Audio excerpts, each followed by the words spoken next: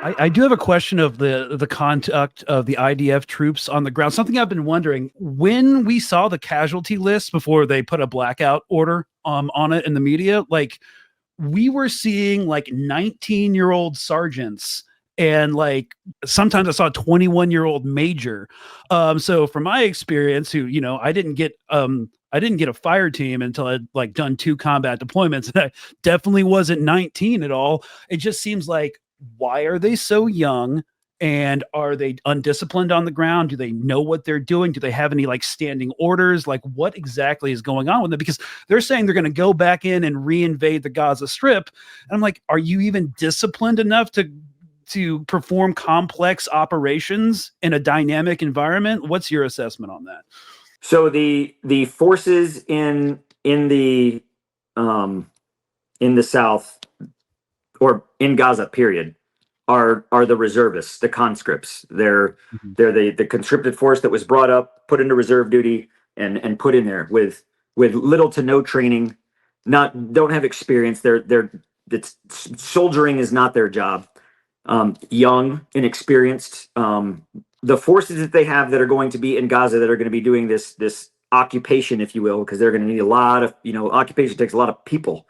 Mm-hmm. It's not going to be a disciplined, seasoned force. It's going to be inexperienced, immature, in an operational environment that is far too complex for really any army. And the reason I say that is because there's no delineation in Gaza now between military objectives, civilian objectives, military targets, civilian areas.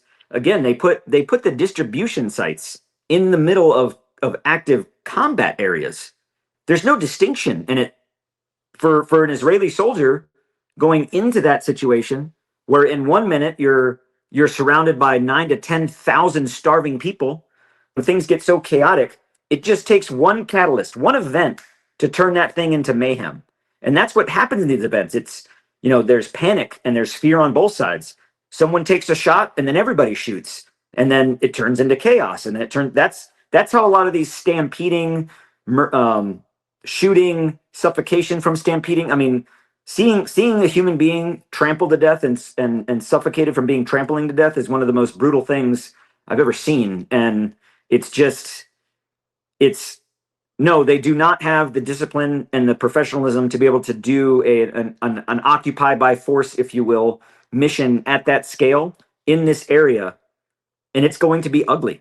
It is not going to be an exquisitely conducted wide area security military operation that ends in the obtaining of this, for this occupation. It's going to be ugly. There's going to be a lot of civilians that die. There's going to be a lot of IDF that die. Yeah, there's going to be a lot of destruction and death. They turned the entire place into Stalingrad, and we've been talking about like the mistake the Nazis made by that, because one of their biggest advantages was armor, and Rebel starts throwing tracks. They've also had to send in D9 bulldozers to create channels of canalizing terrain that Hamas is just setting up EFPs on. It's a mess, like literally. Yeah, Brad can pull up a D9 to show everybody, because you're right. But you have to see these things to believe it. This is not your uncle's bulldozer out, doing construction at the construction site. These things are like straight out of Mad Max Road Warrior. Was there any evidence, or did you hear any reports about the use of the Hannibal Directive, which is, that you kill captives so that you don't have to exchange your own prisoners?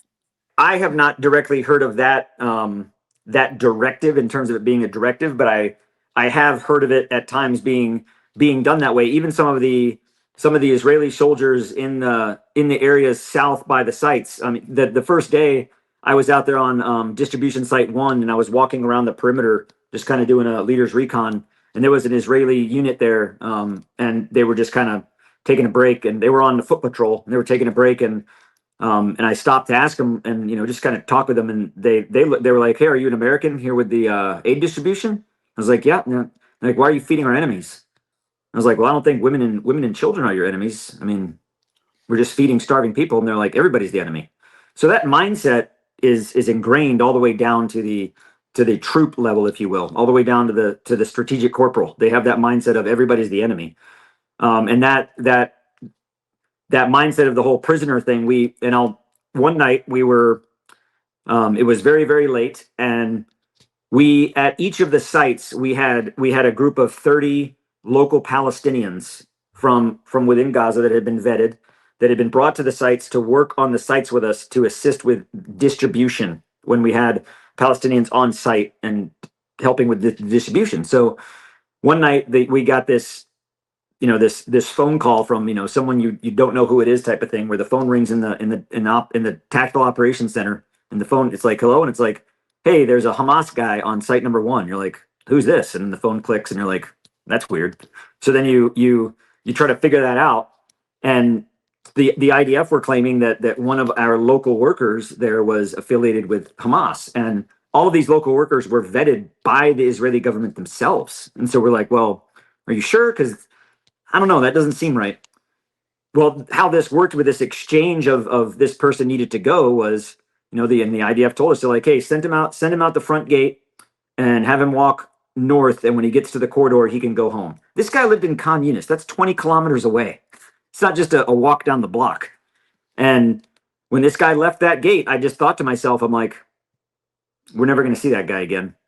And he walked out, and as soon as he hits the Morag corridor, you just hear airstrike, and the IDF liaison officers in the Joint Tactical Operations Center in there were all just kind of smiling about it, like, yep. And I'm like, they're not even shy about it. Yeah, it's I have not heard of that specific doctrine, but yeah. Really quickly, I'm sorry to interrupt. I just wanted to show you. Here was a picture of the D9 that you'd mentioned. Yeah, there you go. And it's like an MRAP from hell. And then also that thing can level a building but yeah, that's what they have to use to create passages through the rubble, because they've rubbled it so much that it actually limits the use of their tanks. Yeah.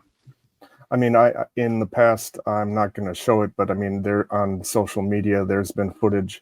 I don't know if it's of that sort of a bulldozer, but of them using a bulldozer of some kind to go over triage hospital tents with people in them and things like that. But just wanted to show you like a few seconds of this BBC coverage that shows a clip that I thought was pertinent regarding the aid and what you were speaking to about aid suddenly going missing.